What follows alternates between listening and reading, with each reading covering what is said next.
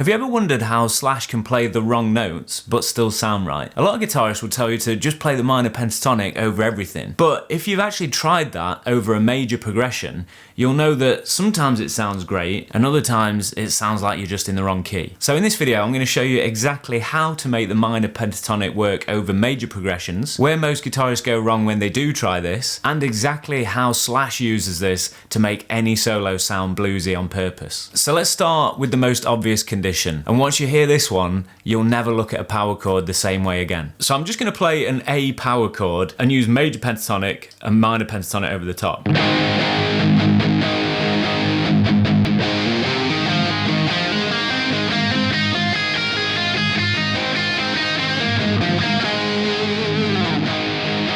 Minor pentatonic.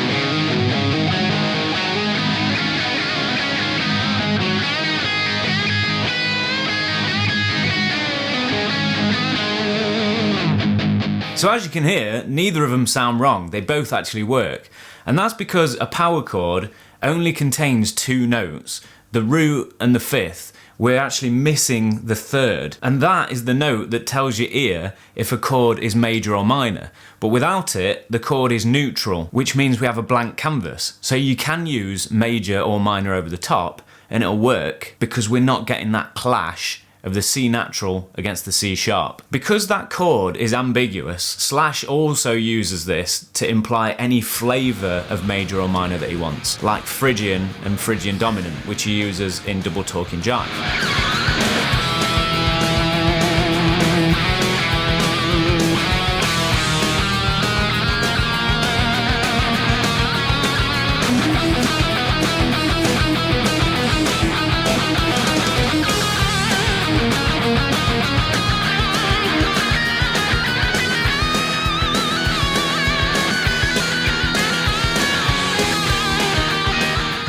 So minor pentatonic works over a static chord, but what happens when there are more chords and that major third starts showing up? Because this is where most guitarists get confused. So let's take this chord progression from Velvet Revolver, The Last Fight. I'm going to play major pentatonic over the first pass and then minor pentatonic over the second pass. I'm not going to play anything fancy because I just want you to hear all of the notes in the scale.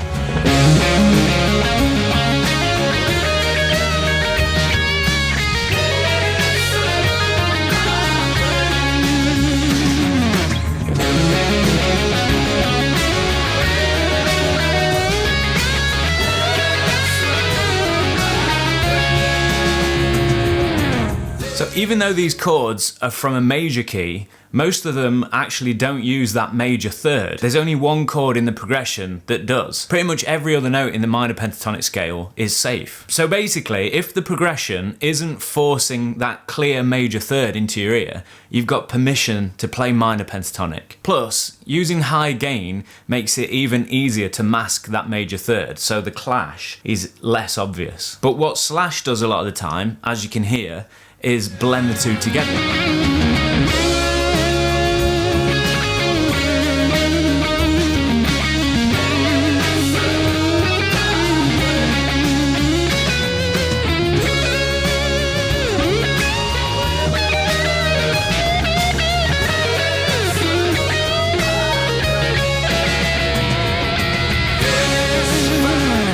But what happens when the harmony gets even more specific? Can you still use the minor pentatonic then?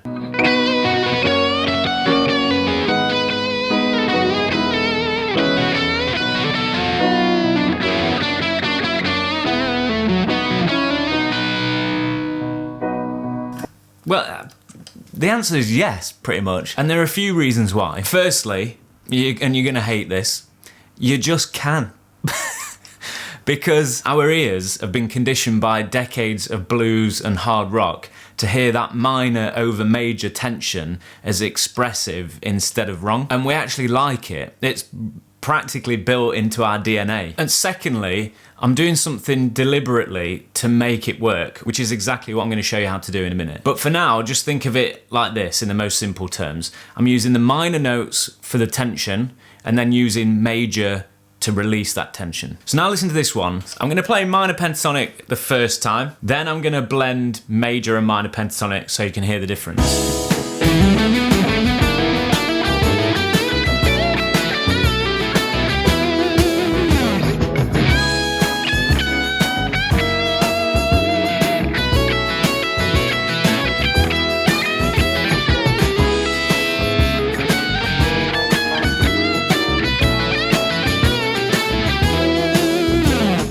It's the same idea, but this progression is more upbeat and more explicitly major. So major pentatonic feels a little bit more natural. You can still use minor, but as you heard, you have to be a little bit more careful with where and how you use it and how long you stay there.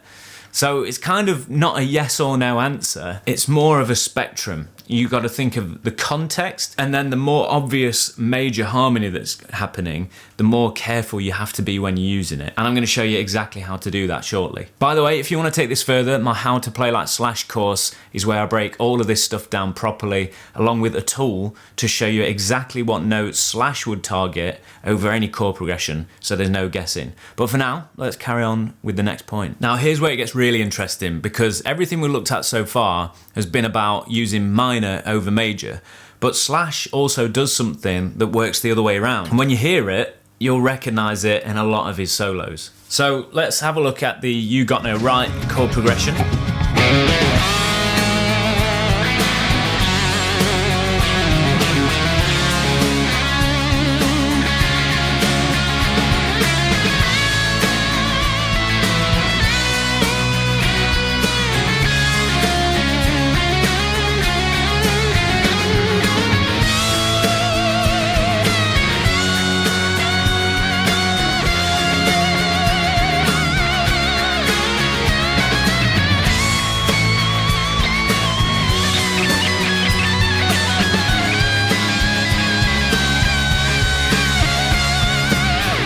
So the first two chords are from the minor key, so you can play your minor pentatonic or full minor scale over those two.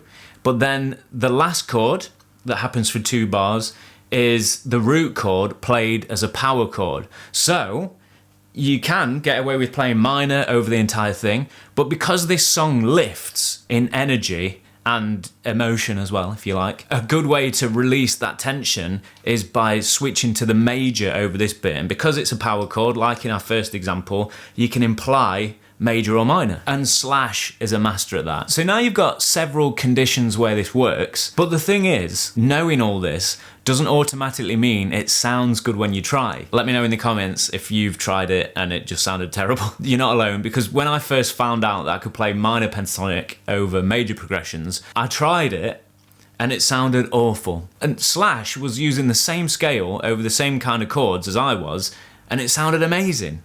And I genuinely couldn't work out why. But then one day, I was playing over a progression and I noticed that some of the notes were working and some of them weren't. And that's when I realised it wasn't the scale that was the problem, it was what I was doing with it. And it actually came down to 2 simple things. And once I got my head around them, it all started to make sense. And the first, probably most obvious place that this falls apart is extended chords. So if I play a full A major 7 chord with a clean tone and then try using my minor notes over the top, you're gonna hear what I mean.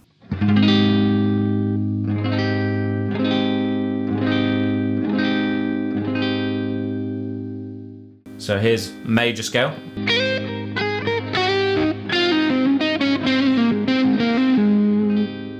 Minor.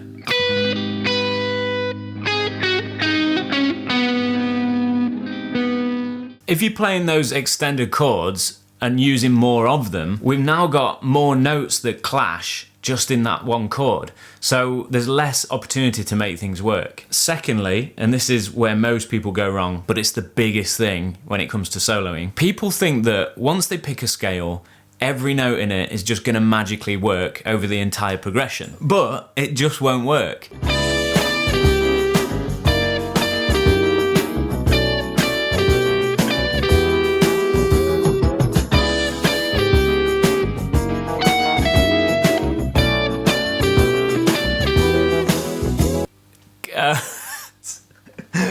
See? And even the right notes don't always work all the time.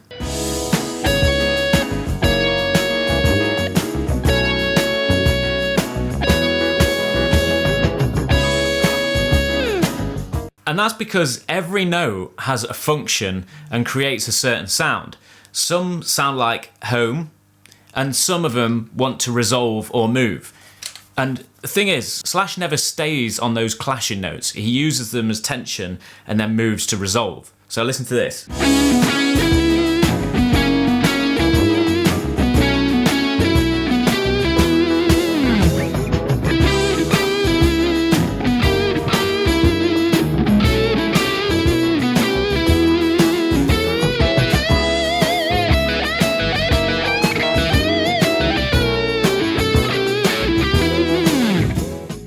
moment you linger on that flat third over a clearly major chord, it stops sounding like blues and starts sounding more like a mistake. So you really need to know which notes you can land on and safely stay, and also which notes that you just need to dip in and out of quickly. I actually made a video about which notes Slash prefers to target over certain chords and chord progressions. I highly recommend watching that if you want more control over all of this stuff. If you want to take what you've just learnt today to the next level, you can see it up here.